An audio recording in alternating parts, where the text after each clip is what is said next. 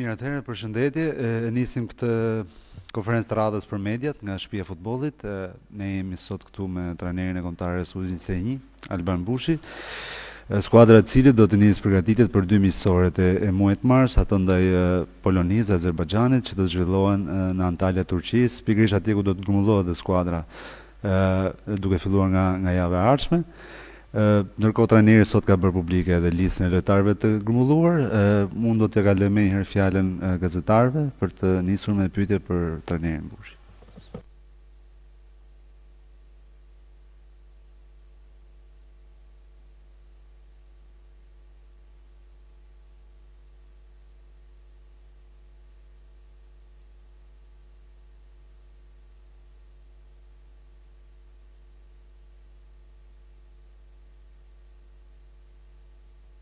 Përshëndetje. Kemi 2 neshe shumë të rëndësishme, mendoj unë, si me Azerbajxhanin, shumë me Poloninë. Janë 2 neshe që na vlen për sa i përket grupit eliminator që kemi në 1 qershor, sepse kemi zgjedhur Azerbajxhanin nga që ndeshjen e parë kemi në Armeni dhe ndeshjen e dytë e kemi me Rumaninë këtu. Edhe kjo Azerbajxhan-Poloni ngjajnë atyre 2 ndeshjeve, do të na shërbej shumë, mendoj. Grupi është i plot, shqyqyr zot nuk kemi pas dëmtime, mendoj që ky grup do të jetë pothuajse 90% deri në fund të sezonit. Kam shumë besim te lojtarët që kemi aktualisht, këtë datëlina 2002-2003, por kemi dhe datëlina shumë 2004, duke pasur gjithmonë gjirin tonë duke menduar dhe për sezonet e ardhshme. Mendoj që kemi një grup shumë të mirë, me lojtarë shumë cilësor, lojtarë që do t'i shërbejnë kombëtarës sa në të ardhmen, lojtarë që po marrin minuta në ekipet e tyre, dhe kjo më gëzon për faktin sepse kemi pas shumë herë probleme që lojtarët nuk kanë pasur minuta, por këtë radhë kanë gjithë minuta. Mendoj që do të bëjmë mirë këto 2 ndeshje, duke menduar gjithnjë ndeshjen me Armeninë dhe me Rumaninë që kemi në qershor. Shtator, më fal. Në qershor është një dritare e re për të zhvilluar një tjetër miqësore. Kjo miqësoria në qershor do të na shërbej për të forcuar sa më shumë ato elemente që ju keni përzgjedhur, apo do të jenë lojtarë të rinj? Jo, miqësorët gjithnjë bëjnë mirë, mendoj unë. Bëjnë mirë jo vetëm për ekipin, po edhe për lojtarin, sepse një lojtar duhet jetë i kompletuar kur shkon në ekipin A. Dikur në kohën tonë bënim pak miqësore, ose në kohën e profesor Sulës bënim akoma më pak, kurse tani një lojtar që shkon në kombëtaren A është i kompletuar që kjo U17, U19, U21, duke përfshirë dhe U15 dhe ka shumë eksperiencë. Dhe kjo na shërben edhe ne si ekip, po edhe lojtarëve si individa, që ata të ndeshen shumë herë me Gjermaninë, me Italinë, me Poloninë, pra të janë shumë të fortë nga ana mentale për të qenë ekipin A. Patjetër që edhe ne si ekip na bën mirë sepse do të provojmë shumë skema. Jemi në dilemë çfarë skemës do të luajmë, mbase do të luajmë një skemë ndryshe si herët e tjera, sepse lojtarët që kemi, sidomos reparti i mbrojtjes, luajnë pothuajse në ekipet e tyre luajnë me 3.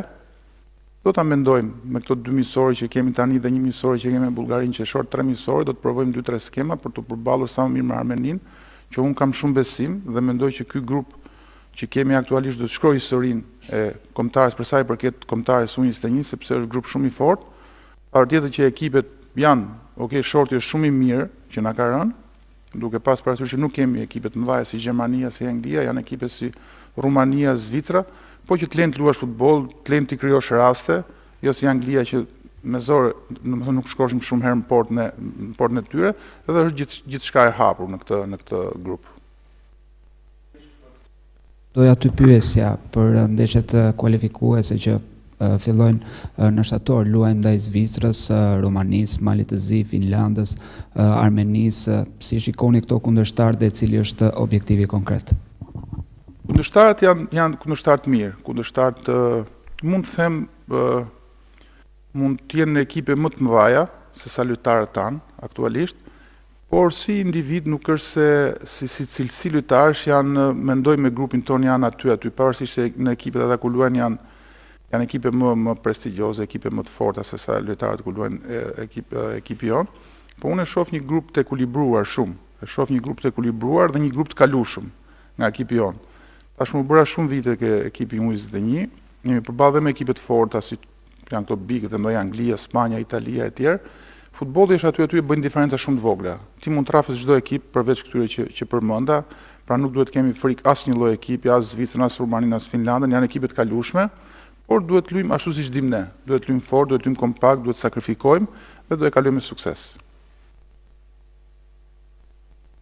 E publikuar, kemi parë edhe futbollist nga kampionati shqiptar, nga Superliga shqiptare si Smajli Alivoda, Nikçi, a do të ketë prurje të reja nga Superioria dhe po flasim për në të ardhmen dhe nëse do të jenë në formacionin bazë?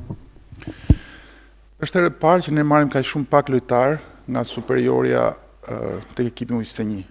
Du të them që Superioria ka qenë e vakët për sa i përket lojtarëve të ri që aktivizojnë ekipet shqiptare në gjirin e tyre, pra në organikën e tyre. Është hera e parë që ne marrim kaq pak lojtar. Do doja që të kishin më shumë lojtar, por aktualisht për momentin janë vetëm këta, që mendoj që po luajnë rregullisht e ekipet e këtyre, lojtarët që përmendet ti, lojtarët e Partizanit. Pres akoma më shumë nga Preka, sepse kemi probleme në qendrën e mbrojtjes, domethënë duam alternativa të kemi aty.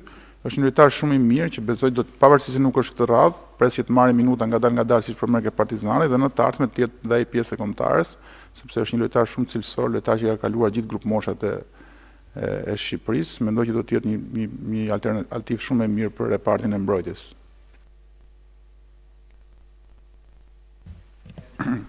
Fundit sa i kënaqur keni qenë që në gjithë këto vite që keni drejtuar kombëtarin U21 keni qenë një promotor për sa i përket të rinj që i keni dërguar në kombëtaren A.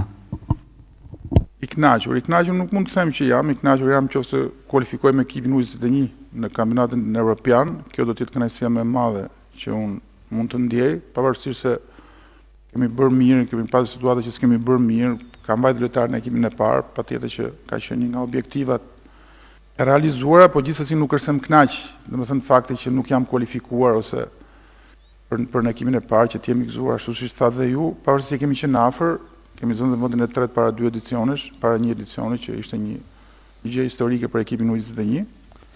Okej, mendojmë që këtë vit luajmë gjitha për gjitha dhe mendoj që kam shumë besim që do ta kalojmë, sepse edhe grupi është okay. Lojtarët janë shumë të mirë, shumë cilësor, me bashkëpunimin që bizdimin që kemi bërë me trajnerin e ekipit tas Silvinion. Ai më ka lënë domethënë dorë të hapur në kuptimin e asaj që nuk do të prekin nga lojtarët e U21-shit për momentin, sepse nuk janë aq të formuar për të luajtur tiketa i gati për ekipin A, jo si herët e tjera që janë marrë shumë lojtarë nga ekipi U21 që nuk janë aktivizuar në ekipin A, por gjithsesi ekipi A është ajo që nuk ka asnjë lloj problemi që ata i marrin dhe sikur mos t'i fusin sepse është ekipi A që bën ligjin në ekipin kombëtar të gjithë moshave. Kështu që derisa kemi edhe dorë të lirë nga Silvinio, mendoj që do të kemi sukses. Mirë, të kjo që dhe pyetja e fundit, i falenderoj shumë për vëmendjen dhe uroj gjithë mirat.